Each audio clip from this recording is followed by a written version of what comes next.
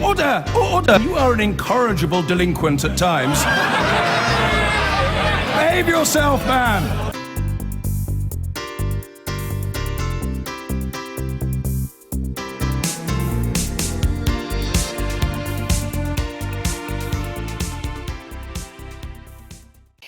Now, Britain's economy has slumped at its fastest rate since the financial crisis in the wake of the Brexit vote, and experts say the country could be heading for a recession.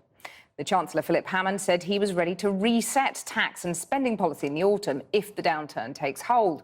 But Labour said the Conservatives had never had a plan for Brexit and were now making it up as they went along.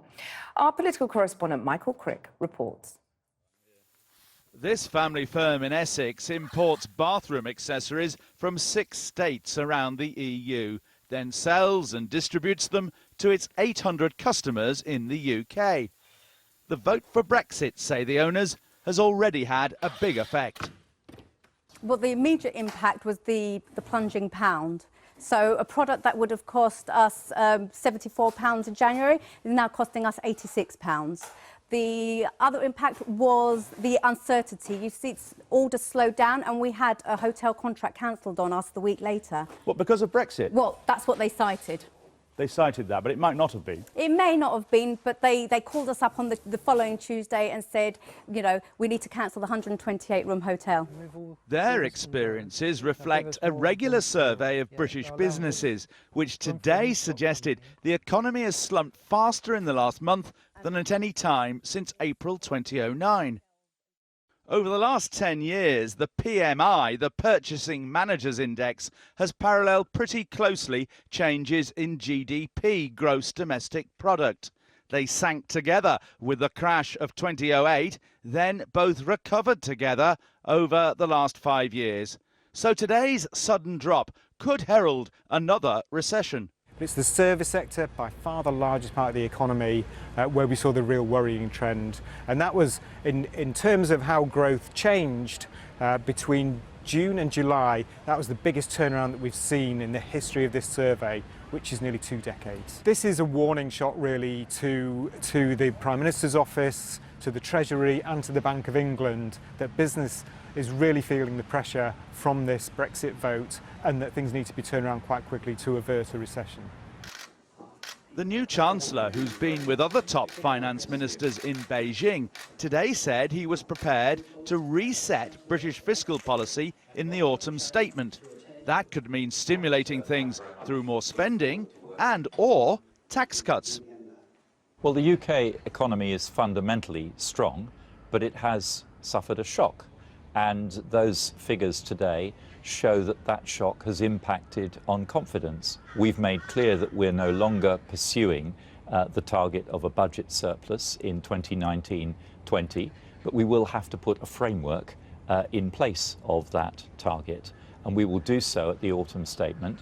Also in China, the head of the International Monetary Fund, who warned a Brexit vote might cause recession here, suggested the most important thing was to sort out what Britain's relationship with Europe will now be. Our first and immediate recommendation is for this uncertainty surrounding the terms of Brexit be removed as quickly as possible so that we know the terms of trade and the ways in which the United Kingdom will continue to operate in the global economy and vis-à-vis its partners. But earlier this week, the IMF said that next year the British economy would grow 1.3%, less than they forecast before, but not the recession they'd warned Brexit might cause.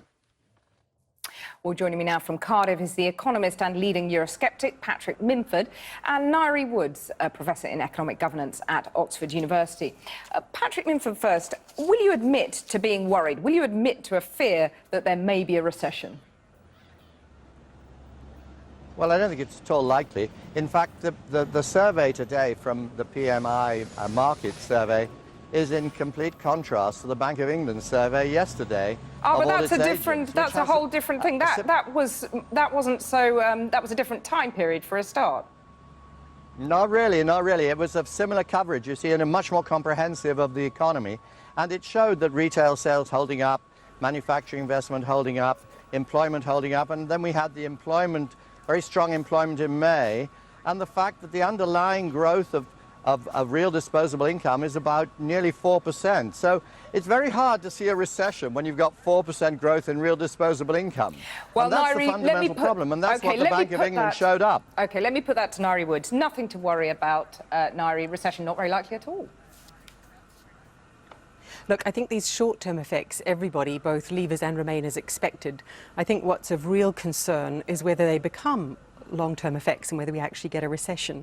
And that will depend entirely on whether Britain can actually come up with a clear set of trade terms and immigration rules with the European Union. The head of the IMF just said that we needed to get there quickly. That's not possible. The only decision you can come to very quickly is a decision to stay with the rules we've got, to stay in the European Union. Patrick Minford, it's the uncertainty. If we are going to leave... It's the uncertainty that's the problem, Patrick Minford.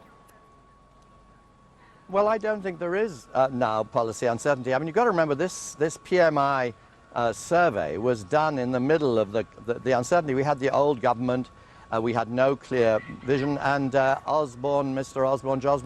Osborne was making very negative sounds. So was the governor of the Bank of England. We now have a government, and we do have a plan, and I think that, you know, it could be Brexit light, in which case it's the status quo, or it could be Brexit proper, which is, well, you know, free trade, a very positive possibilities long term, with trade deals all over the place and generally moving towards free trade. And that's a very positive outlook. Nairi Woods, there's a plan. But we don't have a plan.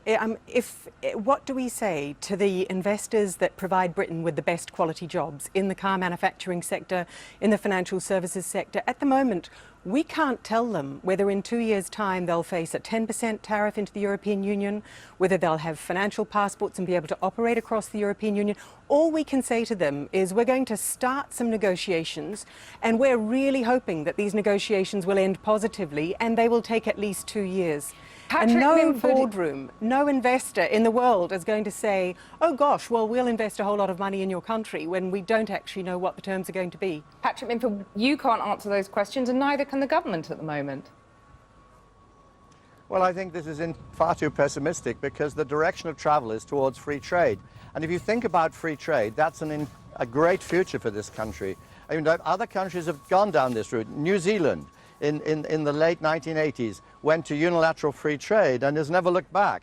That's the main way in which trade policy affects you, your own tariffs. We control those. The rest is irrelevant, really. Once you're trading at world prices, you're trading on the basis of your own comparative advantage, what you can produce well in world markets. And we can produce, we have the City of London, the world's largest financial centre, which sells all over the world. Okay. 70% of our current exports are sold all over the world under World Trading Organization rules already. OK, Patrick Minford, Nairi Woods, that's all we have time for, I'm afraid. Thank you very much.